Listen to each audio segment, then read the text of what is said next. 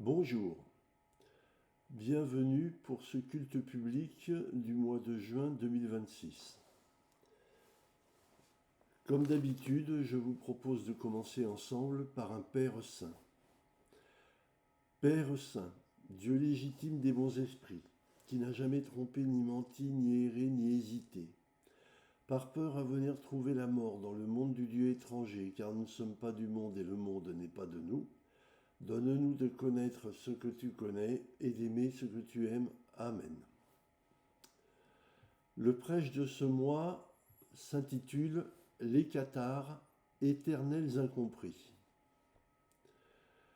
Si les hommes ont tant de mal à se projeter hors de l'espace mondain pour appréhender la divinité et s'ils en reviennent toujours à des conceptions anthropomorphiques, ce n'est pas par hasard. Ce problème se retrouve également chez les historiens quand ils essayent de proposer une compréhension de la religion cathare. Ils s'attardent sur des notions qui, d'un point de vue religieux, sont secondaires et laissent de côté ce qui est essentiel. Même quand ils essaient d'aborder la question d'un point de vue philosophique, ils se retrouvent bloqués au niveau des concepts, mais peinent ou n'arrivent pas à aborder le concret, c'est-à-dire la religion intime. C'est pourquoi aujourd'hui je vais essayer de vous transmettre ce que je retiens du catharisme dans les domaines aussi compliqués à aborder que la cosmogonie, la spiritualité, la religion, l'organisation ecclésiale et le monde scientifique et philosophique. La cosmogonie, c'est l'étude de l'organisation du monde extra-humain d'un point de vue religieux. La nature humaine fait que nous sommes amenés systématiquement à concevoir ce qui nous dépasse et qui est inimaginable par référence à ce que nous connaissons et maîtrisons. Au tout début de l'humanité, la référence était l'environnement terrestre. C'est pour cela que les premiers hommes ont pris comme éléments de divinité les éléments de la nature, les arbres, les orages, les rochers, etc. Ensuite, les hommes ont voulu construire un monde divin conforme au monde terrestre et ont imaginé des dieux avec les qualités et les défauts des hommes. La meilleure référence que nous ayons en ce domaine est le panthéon grec, dont le moins que l'on puisse dire est que ces dieux accumulent plus de défauts que de qualités. Les religions monothéistes ont changé le principe en imaginant un système hiérarchique au sommet duquel se trouvait un Dieu unique responsable de tout, c'est-à-dire de l'univers, bien sûr de la terre et des hommes qui la pratiquent. À bien les regarder, on constate néanmoins que la comparaison entre la divinité et les êtres humains est encore très forte. C'est ce que l'on appelle l'anthropomorphisme. Même si nous sommes tous clairement convaincus que ces modèles sont dépassés et ne peuvent pas correspondre à la réalité de la divinité, il nous est néanmoins difficile de réfléchir en dehors de ce modèle, à la fois parce qu'il constitue notre seule référence, mais aussi parce que notre imagination ne peut pas s'en extraire. Par conséquent, vous devez toujours garder à l'esprit que le modèle cosmogonique ne doit être considéré que comme une illustration de la réflexion spirituelle ou religieuse. C'est un peu comme en géométrie, où le schéma qui vient appuyer visuellement la réflexion mathématique ne peut en aucune façon être juste d'un point de vue mathématique, car les dimensions qu'il affiche sont forcément différentes de ce qu'elles devraient être dans l'hypothèse mathématique. En effet, un point n'a aucune dimension, ce qui est impossible à reproduire sur une feuille ou un tableau. Je n'en dirai pas plus concernant la cosmogonie, car en réalité cela n'a pas grand intérêt. En effet, notre objectif aujourd'hui n'est pas de chercher ses défauts, mais de nous en extraire pour essayer d'aller un peu plus loin. La spiritualité. La spiritualité ne s'appuie sur aucun modèle et est intrinsèquement intime à chacun de nous. Par conséquent, personne ne peut nier votre droit à disposer de votre spiritualité personnelle et vous ne pouvez l'imposer à personne. En effet, il s'agit de la façon dont vous concevez votre rapport à une transcendance que vous ressentez en votre fort intérieur, en dehors de toute référence et de toute imagerie qui vous permettrait éventuellement de la diffuser. En clair, vous pensez ce que vous voulez sur le plan spirituel, cela ne regarde que vous, et cela ne saurait s'imposer à personne, de la même façon que personne ne peut prétendre vous imposer sa spiritualité. La spiritualité cathare est construite de façon logique et cohérente à partir du seul commandement reçu de Christ « Aimez-vous les uns les autres comme je vous ai aimé ». La religion.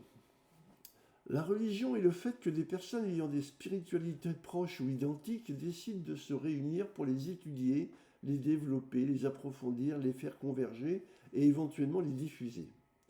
Comme vous vous en doutez, cela pose comme premier problème le fait de trouver des personnes ayant la même spiritualité que vous, ce qui est à peu près impossible. Par contre, il est possible de trouver des convergences fortes entre spiritualités dont les divergences ne portent que sur des points annexes, notamment la cosmogonie, ce qui permet à ces personnes de mettre en commun l'essentiel de leur conception spirituelle et de garder les éventuelles divergences pour leur usage personnel. C'est typiquement le cas des religions dites adogmatiques, c'est-à-dire ne cherchant pas à imposer tout ou partie de leur doctrine de façon uniforme et indiscutable à tous leurs membres. Le catharisme peut être rangé dans cette catégorie puisqu'il propose une doctrine fondée sur un commandement unique, l'amour absolu, dont la déclinaison en forme de règles de justice et de vérité constitue une doctrine sans cesse adaptable à l'époque où elle se développe, sans se renier en aucune façon. Concernant la cosmogonie, on notait déjà au Moyen-Âge une grande variabilité dans les témoignages, et aujourd'hui cela est tout aussi vrai et ne pose aucun problème. Pour beaucoup d'autres religions, l'imposition d'un dogme initial pose un problème récurrent, qui est celui d'avoir des membres qui ont tendance à ne pas accepter la totalité de la doctrine, faisant ainsi un mélange souvent déséquilibré entre des éléments qu'ils acceptent et des éléments qu'ils vont mettre à la place de ceux qu'ils refusent.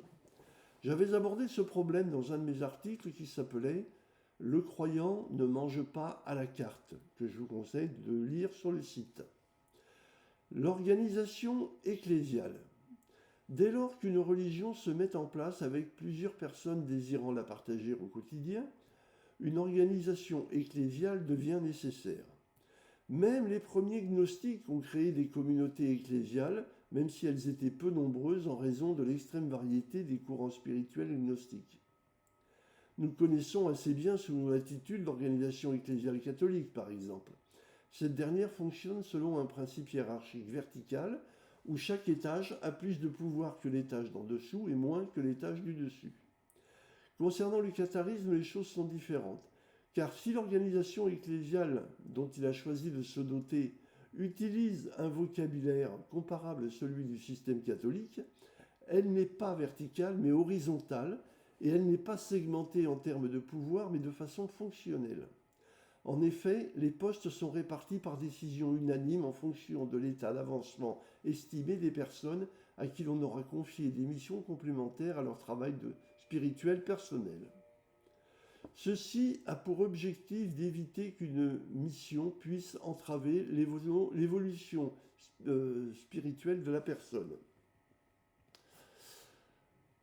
Le monde scientifique et philosophique.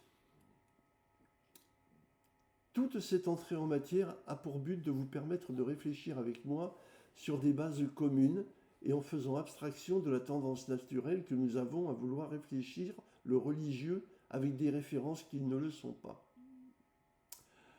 En effet, et particulièrement concernant le catharisme, nous constatons de la part de ceux qui l'ont étudié et à qui nous devons beaucoup en raison des savoirs qu'ils nous ont apportés, que leur façon de l'aborder ne tient quasiment aucun compte d'éléments qui relèvent de la religion elle-même. En réalité, les chercheurs, qu'ils soient historiens, philosophes ou même simplement amateurs, transposent dans le catharisme leur propre vision des choses qui est influencée par leur culture, qu'elle soit religieuse, politique ou athée. Or, le catharisme présente des particularités qui ne permettent pas ce genre de comportement, sous peine de le dénaturer ou de le concevoir d'une façon complètement extérieure à sa réalité spirituelle. Je peux citer sans difficulté plusieurs exemples de gens que, par ailleurs, j'apprécie beaucoup pour les travaux historiographiques qu'ils ont fournis, mais qui n'ont pas su saisir les particularités du catharisme dans certains domaines. Jean Duvernoy a vu dans le catharisme une forme d'origénisme, c'est-à-dire un christianisme catholique rejeté par le tronc commun en raison d'idées jugées hérétiques, mais qui conservait néanmoins les dogmes catholiques dans sa vision spirituelle. Il est évident que les dogmes catholiques sont complètement étrangers au catharisme, et que cette analyse est donc faussée par une vision chrétienne protestante, certes plus ouverte à la diversité que le catholicisme, mais néanmoins limitée au strict judéo-christianisme. De même, Anne Brenon, dans son analyse de la charte de Nikinta, propose d'accepter l'idée que les rédacteurs, deux chrétiens cathares consolés, aient pu falsifier la date de publication pour la faire correspondre à une période qui pouvait sembler plus propice. Cette analyse s'oppose à un point essentiel de la doctrine cathare, qui est l'interdiction absolue de mentir. Anne, qui est athée, n'a pas saisi cette impossibilité, car le mensonge dans le monde actuel n'est pas coté de façon aussi négative qu'il l'est dans la doctrine cathare. N'oublions pas non plus que, notamment en France, mais cela est aussi vrai dans beaucoup d'autres pays, la recherche historique tient l'approche religieuse pour irrecevable, tant il est vrai que la référence catholique montre dans ses textes des éléments clairement falsifiés, ce qui permet de douter de la qualité du reste. Cela conduit parfois à des situations cocasses. Par exemple, les historiens s'accordent à situer l'origine du catharisme dans le bogomilisme bulgare du Xe siècle, en utilisant comme référence la lettre du prêtre Cosmas, qui évoque un hérétique du nom de Bogomil. C'est donc bien sur un texte religieux que ces historiens s'appuient, tout en rejetant d'autres textes également d'origine religieuse, notamment catholique, comme celui-ci, qui permettent d'envisager une origine plus ancienne. C'est en soutenant un ami qui avait fait un travail de recherche historique à partir des textes religieux disponibles et en développant ce travail moi-même que j'ai pu publier dans mon livre une sorte de généalogie du catharisme depuis le 1er siècle. En outre, le monde scientifique, notamment universitaire, n'est pas à l'abri de luttes intestines qui le poussent à voir émerger des courants qui se critiquent les uns les autres, voire qui tentent de discréditer les travaux antérieurs au profit d'une absence de travaux présentables. En matière de catharisme, nous avons depuis quelques décennies des universitaires qui, sans doute déçus de n'avoir pas fait partie de la vague qui, depuis 1975, a révolutionné la recherche dans ce domaine, ont décidé de la dénigrer par le biais d'une argumentation qui, si elle a son intérêt en philosophie, ne tient pas la route en matière d'histoire. D'ailleurs, et c'est assez révélateur, très peu de ces chercheurs ont accepté de participer à des colloques ou à des congrès avec les personnes qu'ils dénigraient, préférant se contenter de publier dans des revues de vulgarisation ou d'organiser des événements grand public où ils pouvaient émettre leurs opinions, très facilement critiquables, sans trop de risque de tomber sur un chercheur compétent capable de leur répondre. Pourtant, des réponses ils en ont obtenu qui ont systématiquement mis en défaut leurs affirmations, ce qui les conduisait alors à se taire pendant quelque temps ou à attendre que leurs critiques aient le bon goût de mourir de leur belle mort, leur laissant ainsi le champ libre. Heureusement, nous continuons ce travail, comme vous le verrez sur notre site internet. Pour finir, je voudrais que vous compreniez que le catharisme, de par sa nature et sa fonction, est totalement inadapté à ce monde, ce qui explique que ceux qui essayent de l'étudier tombent souvent dans le piège de la comparaison ou de l'assimilation à d'autres cultures et religions, et que son étude demande un travail colossal de comparaison entre les textes disponibles, de façon à retenir les éléments indiscutables et à ne pas tomber dans une analyse superficielle qui conduira systématiquement vers une voie certes plus générale, mais totalement différente de la réalité profonde du catharisme. Cette façon de faire est peu attirante et produit peu d'effets valorisants.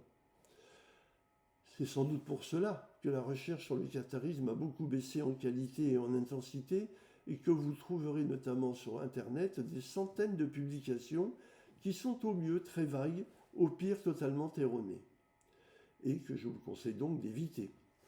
La plupart de ces références remontent d'ailleurs à avant 1975 et conservent comme critère principal le manichéisme, qui était un repoussoir utilisé à mauvais escient par les catholiques au Moyen Âge.